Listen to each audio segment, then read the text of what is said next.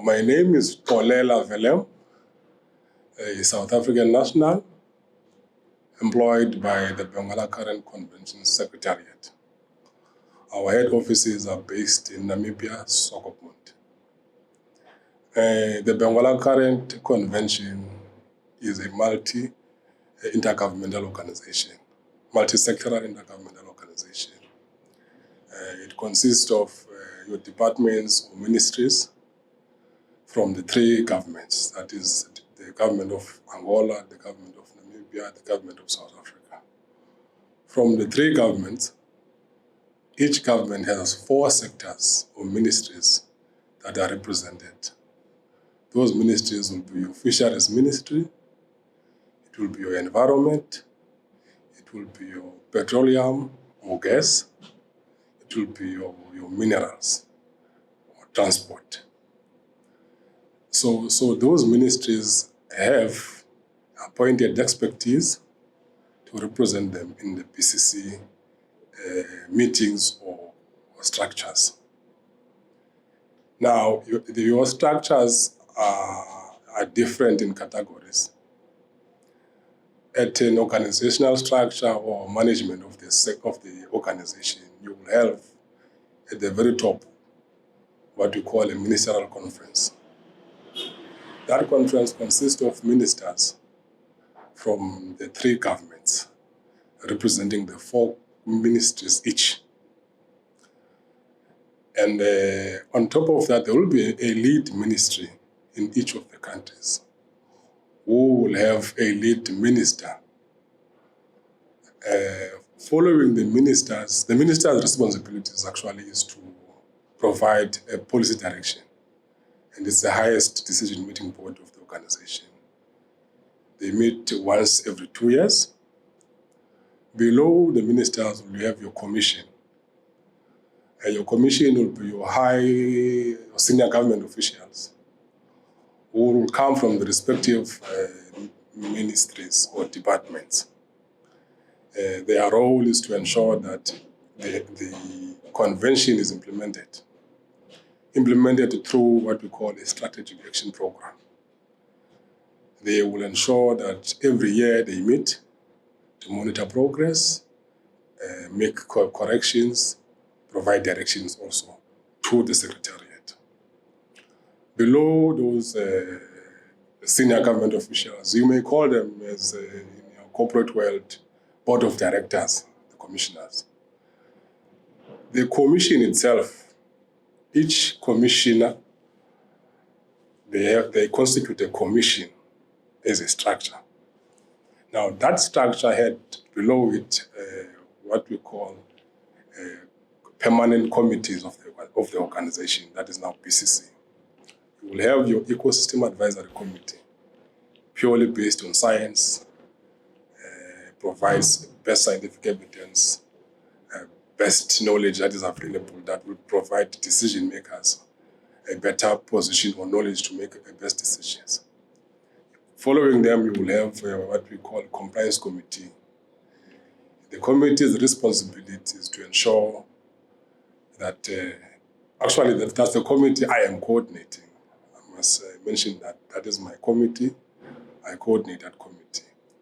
That committee's prime function is to ensure that all that has been advanced in the convention text, as well as the strategic action program, is implemented and is reported accordingly. So we monitor such implementation from national level to the commission, that is at the regional level.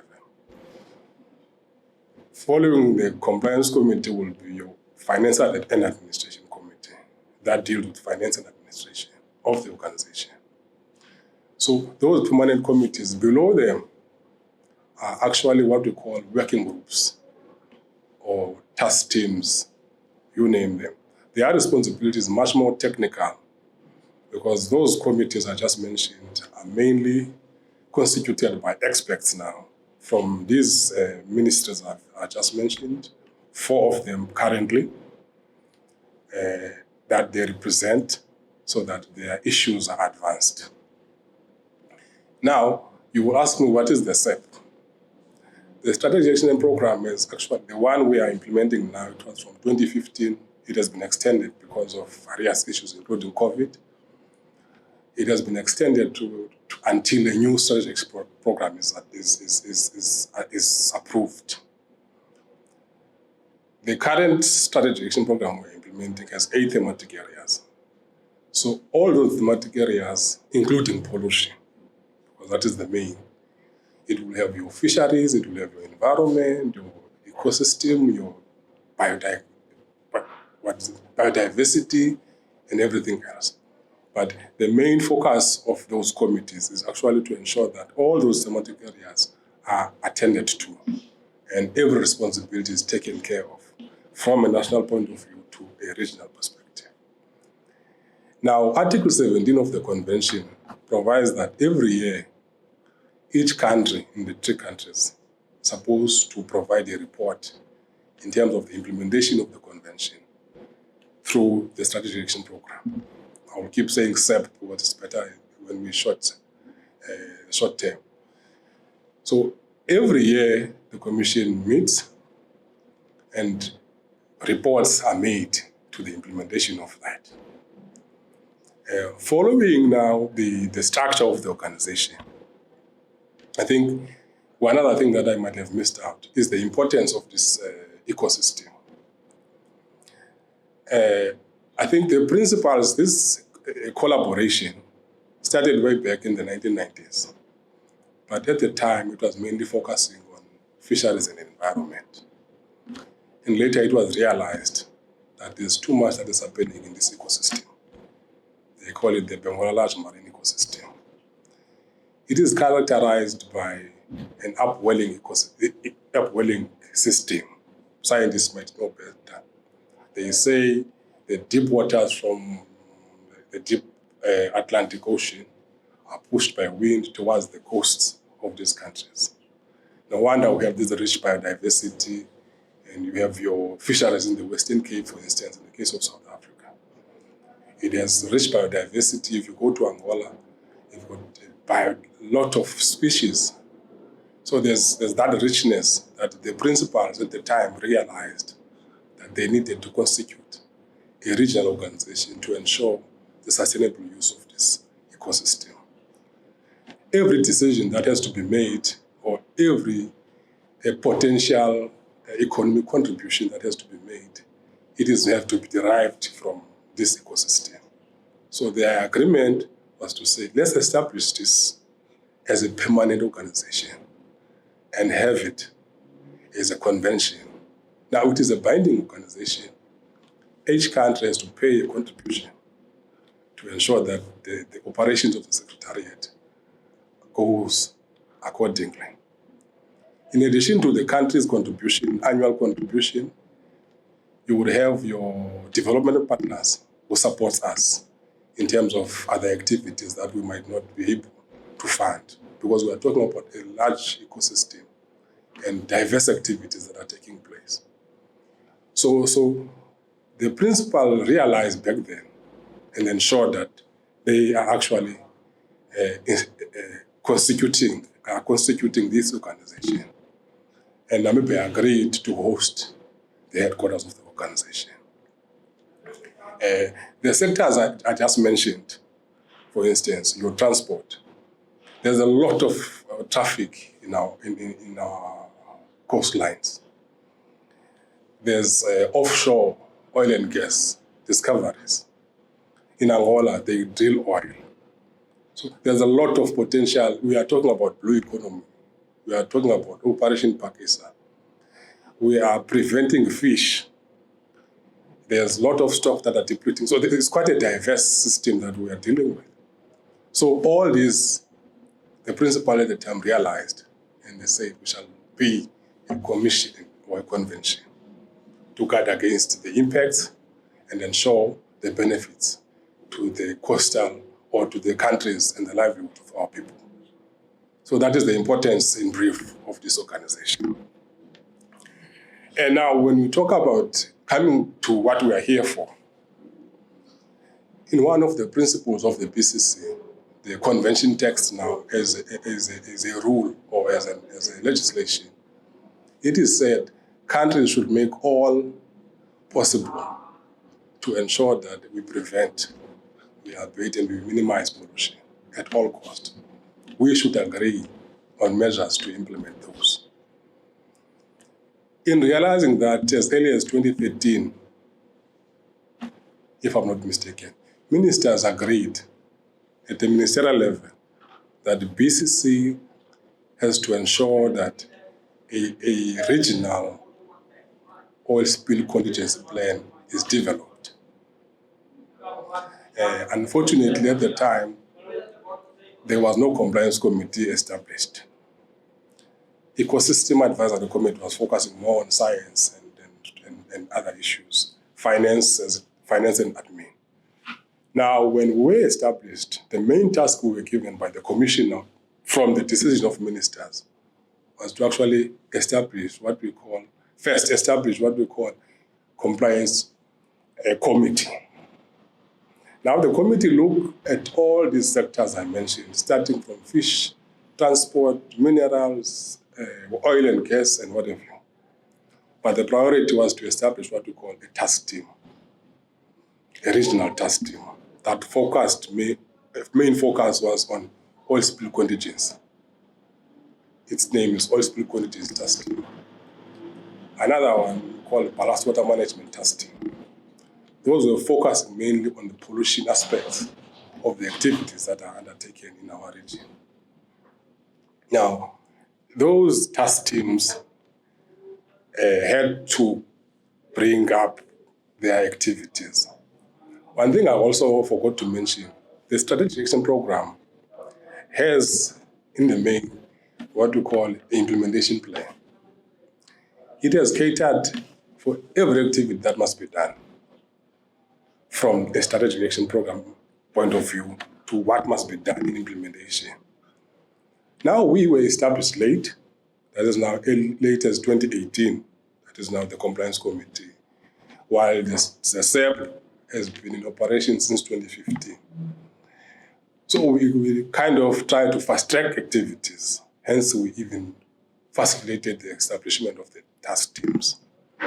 Under the task teams, there's a lot that has been happening in collaboration, especially with regards to oil spill contingencies. Our contingencies at national level, every country has its own national contingency plan. But what we did under this task team, we realized that we needed to undertake what we call a risk assessment in terms of our oceans on oil spill.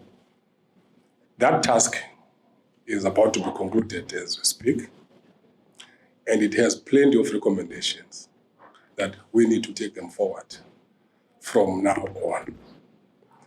Now, you will ask why the risk first. The risk is to determine how to move forward and how we approach things, because there's new developments in everywhere. So we wanted to understand. So we are in that path now. But for the fact of the exercise and training that has been undertaken this week, it is part of recommendations. We were proactive in planning this actual event of this week. One of the recommendations is actually to say regular training and exercise and ensure that our equipment is functional, our resources are placed strategically. And one thing that we need to also update is what they call coastal sensitivity maps. Those sensitivity maps will actually provide us more information in terms of understanding our coastlines to prioritize economically, socially, and ecologically or biologically, and ensure that we place our limited resources accordingly in response to any event. So we even ended up thinking that we should have actually other countries in the region, that is now between Namibia and South Africa. We, as a secretariat now, in conjunction with South Africa, the Department of Transport, who organized through SAMSA this workshop, that we needed to provide observers to come and just see, to benchmark, provide advice, take best practices, take them home. And this is not new. We did this in 2019 in Namibia. We took South Africans to observe activities in Namibia. There was a joint exercise between Namibia and Angola. That was now a transboundary scenario, so to speak, which is something that we need to ensure we do also between ourselves. Sorry, not ourselves. I'm not a South African at this point in time. Between South Africa and Namibia.